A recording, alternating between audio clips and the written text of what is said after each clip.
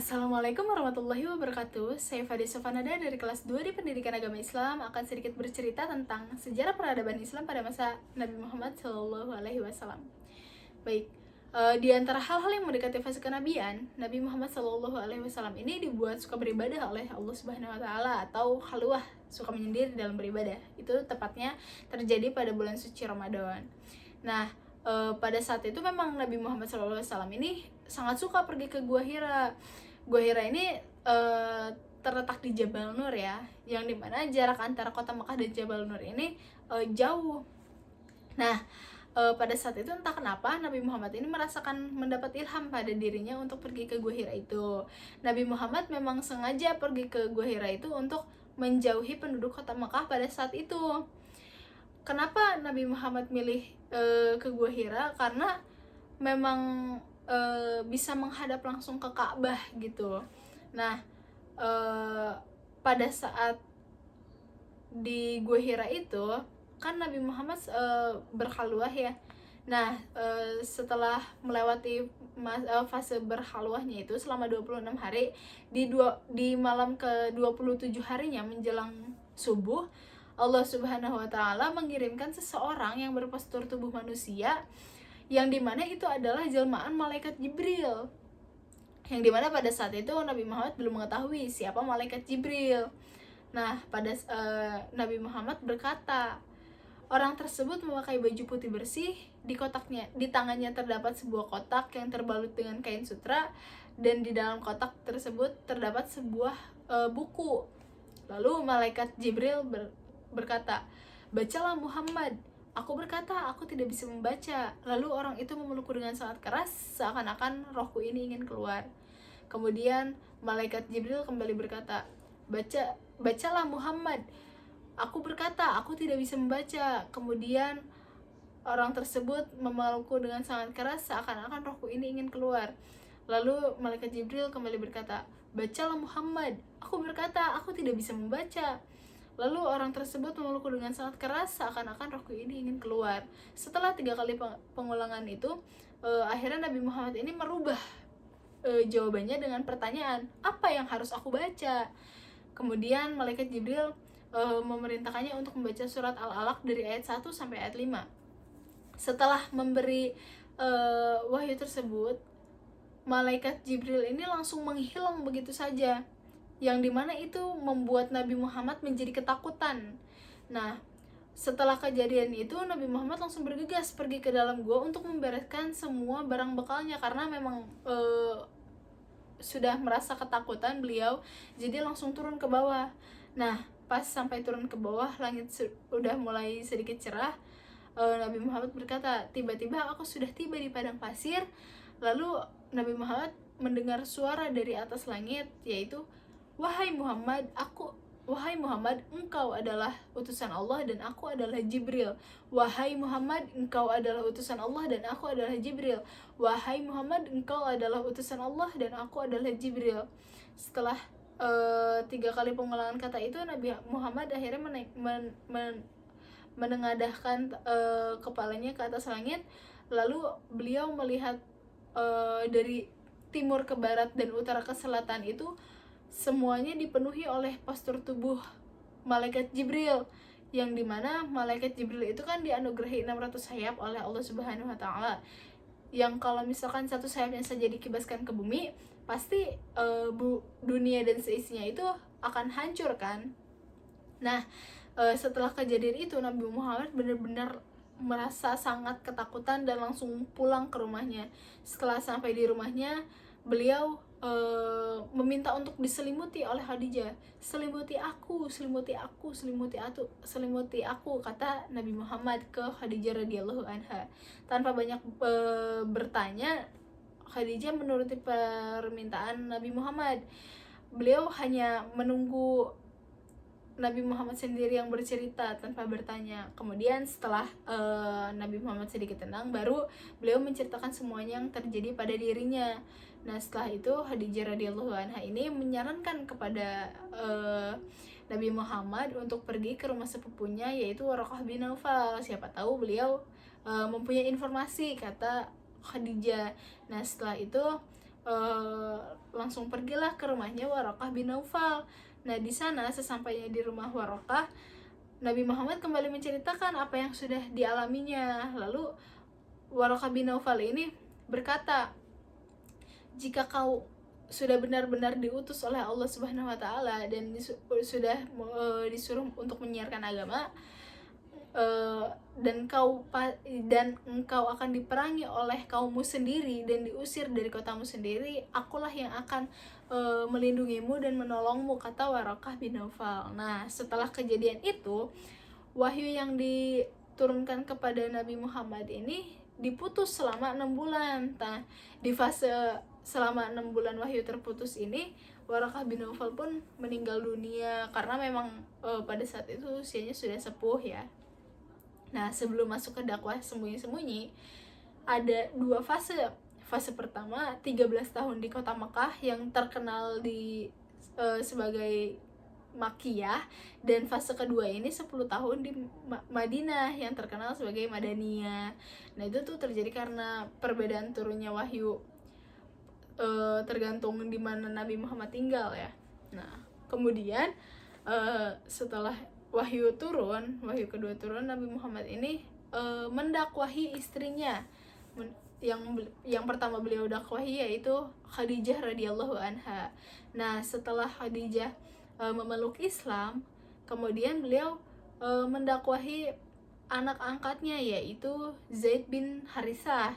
Nah setelah Zaid bin Harithah ini memeluk Islam, beliau langsung mendakwahi anak angkatnya juga, yang dimana itu adalah sepupunya sendiri yaitu Ali bin Abi Thalib.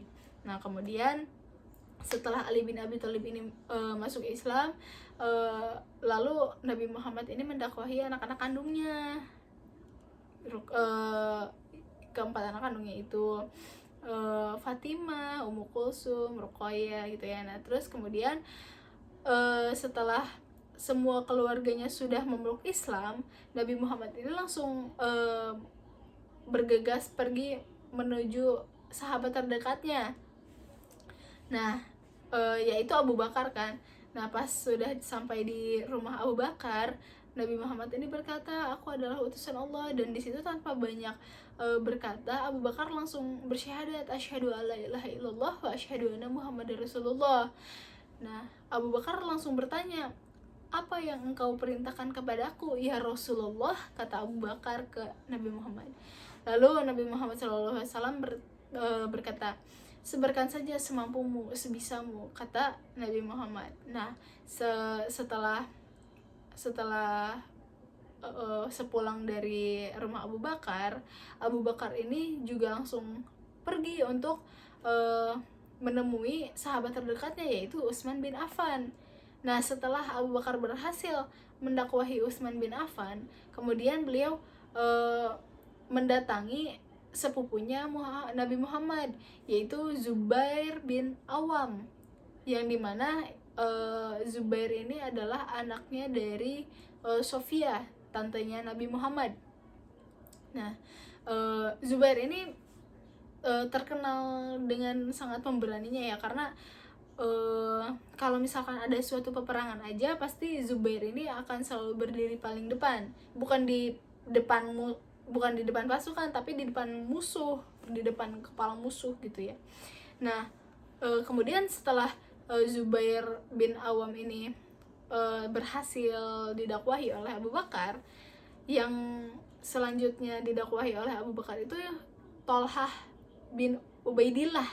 Nah Tolhah ini yang memiliki perang Uhud, karena pada saat peperangan itu Nabi Muhammad itu sangat terdesak, dan kemudian Tolhah ini menjadi menjadi menahan diri, menjadi penahan dirinya Nabi Muhammad. Jadi badan dia tuh kena tebasan pedang kayak gitu. Makanya kenapa perang Uhud itu menjadi perang milik Tolhah itu. Nah kemudian setelah Tolhah bin Ubaidillah memeluk Islam, yang di hari itu yang terakhir masuk Islam itu, di hari itu ya, yang terakhir masuk Islam itu yaitu Sa'ad bin Waqqas. Nah, Sa'ad bin Waqqas ini yang dimana beliau itu bisa mendakwahi seluruh wilayah Afghanistan, Iran, Irak, pokoknya di situ tuh seluruh warganya tuh memeluk Islam, termasuk ulama-ulama hadis kita, imam kita kayak Imam Ibnu Hanaf, Imam Ibnu Hanifah, kemudian Ibnu Majah, Imam Syafi'i, kayak gitu-gitu. Itu tuh karena Sa'ad bin Waqqas. Nah, setelah dakwah sembunyi-sembunyi ini selesai, turunlah wahyu lagi yang diturunkan kepada Nabi Muhammad SAW, yaitu yang terdapat dalam surat Al-Hijr ayat 94 sampai 99, yang dimana Allah ini memerintahkan kepada Nabi Muhammad untuk mendakwahkan seluruh kerabatnya, kerabat-kerabatnya, seperti itu. Nah, kemudian pada saat wahyu itu diturunkan, paginya Nabi Muhammad langsung pergi ke bukit Abi Kubais. Nah, di bukit Abi Kubais ini itu bukan bukit yang sembarangan ya, karena hanya dipakai untuk pengumuman tertentu doang. Kayak misalkan kalau misalnya ada musuh yang mau menginikan perang, baru ada pengumuman dari situ, dan itu pun diumumkannya oleh hamba sahaya. Nah, pas setelah itu Nabi Muhammad kan langsung berteriak di bukit Abi Kubais itu. Nah, penduduk Quraisy ini kaget karena pas ngelihat itu bukan hamba sahaya, melainkan As-Shadiqul Amin. Itu julukan Nabi Muhammad pada saat penjualan belian itu di kota Makkah itu ya. Nah, pas setelah penduduk itu pada berkumpul semua, Nabi Muhammad akhirnya berkata, kalau misalkan aku berkata ada musuh di depan di depan gerbang gunung ini, di depan gerbang bukit ini, apakah kalian percaya? Terus kata penduduk Quraisy ini, mereka pada percaya, tentu kami percaya, karena engkau adalah orang yang paling jujur, orang yang paling amanah, dan orang yang paling bijaksana, kata penduduk Quraisy itu. Nah, setelah itu Nabi Muhammad ini kembali berkata, kalau begitu kalian, intinya kata Nabi Muhammad ini, aku adalah utusan Allah, yang dimana di kedua tanganku ini memegang azab yang sangat pedih, kata Nabi Muhammad. Nah, di situ tuh semua penduduk tuh langsung pada diam, pada hening, karena bingung, kaget juga yang dikatakan oleh Rasulullah. Tapi tiba-tiba pamannya Rasulullah sendiri itu langsung berdiri, dan di situ pamannya Rasulullah tuh langsung berkata, tabalak ya Muhammad, kata Abu Lahab, pamannya Rasulullah. Tabalak itu kecelakaan, artinya celakalah ya Muhammad, kata pamannya itu. Nah, di situ tuh Abu Lahab itu benar-benar langsung menolak dan langsung menyuruh semua penduduknya tuh untuk bubar. Katanya, kamu mengumpulkan kami di sini hanya untuk membicarakan masalah itu, kata Abu Lahab.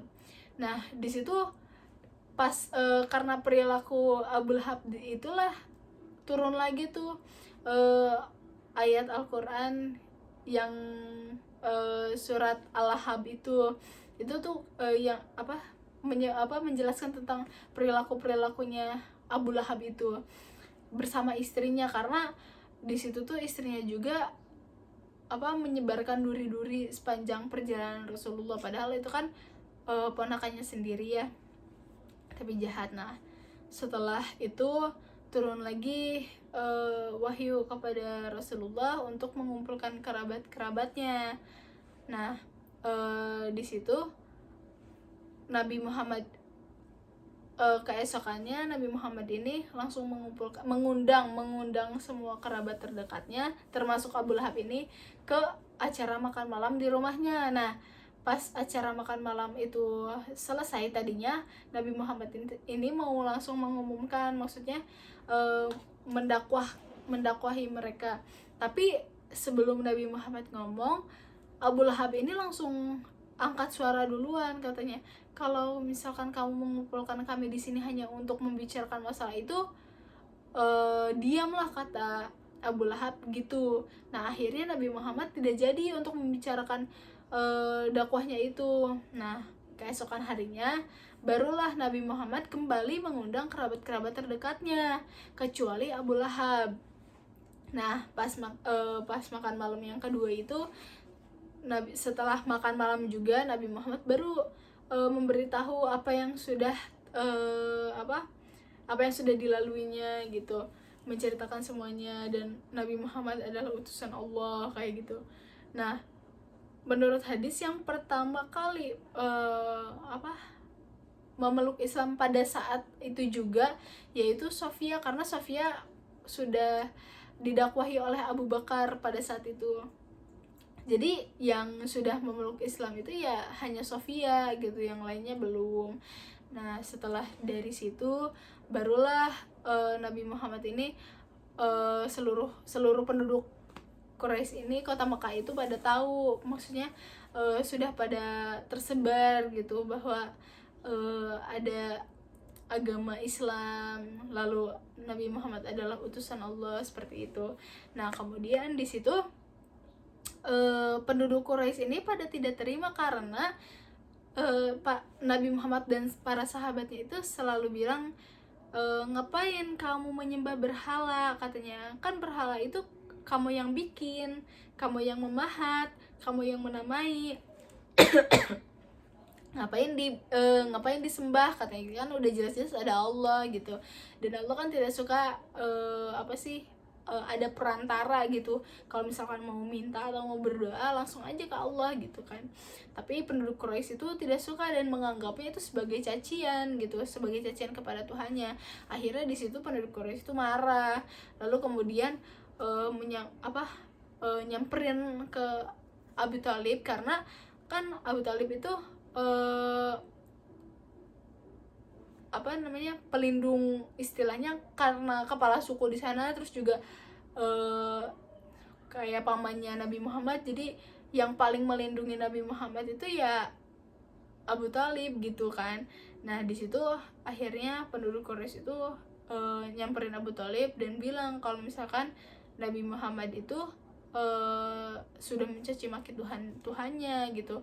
Nah, di situ Abu Thalib itu masih tidak menghiraukan, karena ya udah mah Abu Thalib itu memang sangat sayang kepada Nabi Muhammad ya.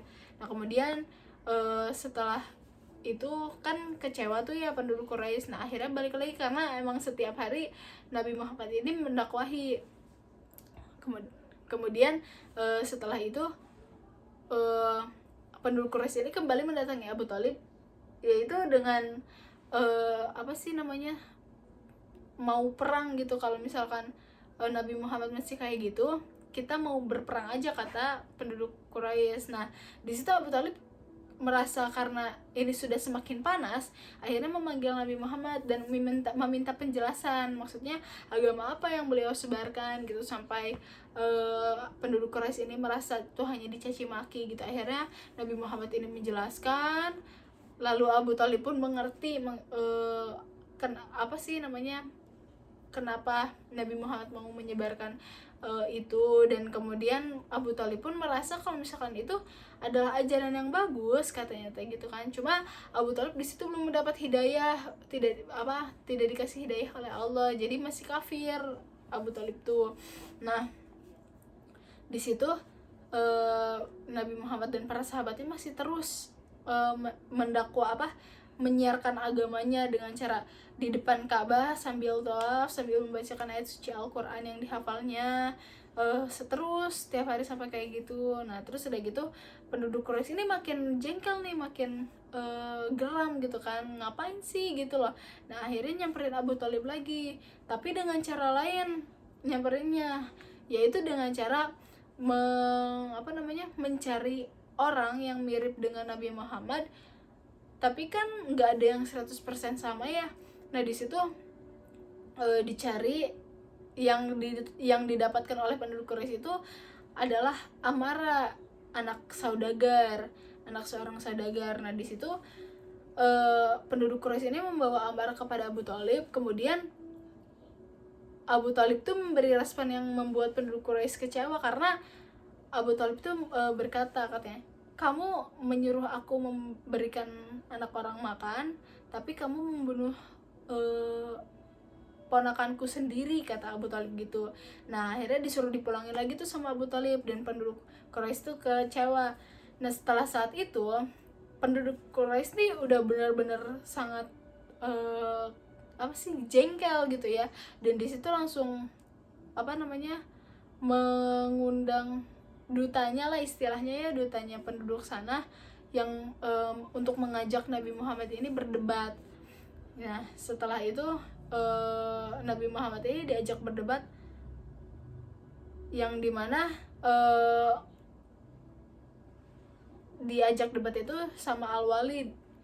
Nah Al-Walid bin Mughirah. Nah di situ saat debat itu Al-Walid pun memang akhirnya ketakutan gitu, karena Nabi Muhammad di situ sama sekali tidak berkata apa-apa, hanya membacakan ayat suci Al-Quran aja, yang dimana isinya itu tentang dua kaum yang diazab gitu.